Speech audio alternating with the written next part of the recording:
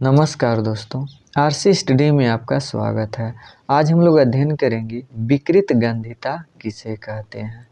तो विकृत गंधिता का मतलब यह होता है कि खाद्य पदार्थ जो होते हैं वो धीरे धीरे खराब हो जाना, उसे विकृत गंधिता कहते हैं। जैसे यानी खाद्य पदार्थों में उपस्थित तेल तथा वसा वाष्पशील प्रकृति वाले के मंद ऑक्सीकरण से उसमें स्वाद तथा गंध का बदल जाना विकृत गंधिता कहलाता है। यानी क्या होता है, कोई तैलीय वस्तुएं हो या वसी वस्तुएं जो खाने वाले हों, तो वह अगर खुला में रख दें या उसमें ऑक्सीजन यानी जब प्रवेश करता है तो ऑक्सीजन को प्रवेश करने को ही ऑक्सीकरण कहते हैं। तो ऑक्सीजन क्या करता है, उसे खराब कर देता है, और जब खराब कर देता है तो उसका स्वाद और गंध भी बदल जाता है, जिसे विकृत गंधिता कहते हैं। जैसे बासी भोजन जो होता है उसका स्वाद और गंध भी बदल जाता है, वो ऑक्सीकरण के कारण ही होता है, और ऐसी प्रक्रिया को ही विकृत गंधिता कहते हैं।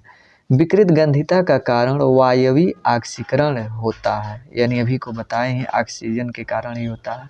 यानी अर्थात वसा युक्त अथवा तैलीय खाद्य सामग्री को लंबे समय तक खुला रखा जाता है तो ये ऑक्सीकरण यानी ऑक्सीजन के कारण या ऑक्सीकरण की यानी प्रक्रिया के कारण विकृत गंधी तथा खाने योग्य नहीं रहते हैं, तो इसे हम विकृत गंधिता कहते हैं।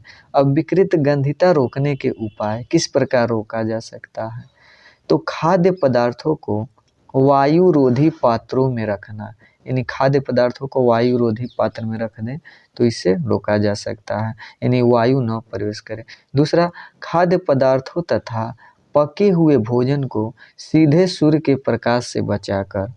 फिर तीसरा जो है, खाद्य पदार्थ के पैकिंग में नाइट्रोजन गैस भरना। नाइट्रोजन गैस क्यों भरा जाता है, क्योंकि यानी जो होता है नाइट्रोजन बहुत कम क्रियाशील या बहुत ज़्यादा क्रिया नहीं करता है।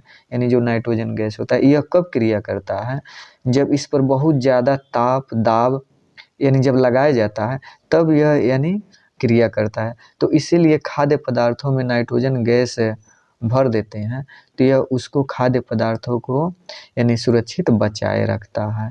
चौथा, निम्न ताप पर पके हुए खाने का प्रशीतन करके विकृत गंधिता को रोका जा सकता है।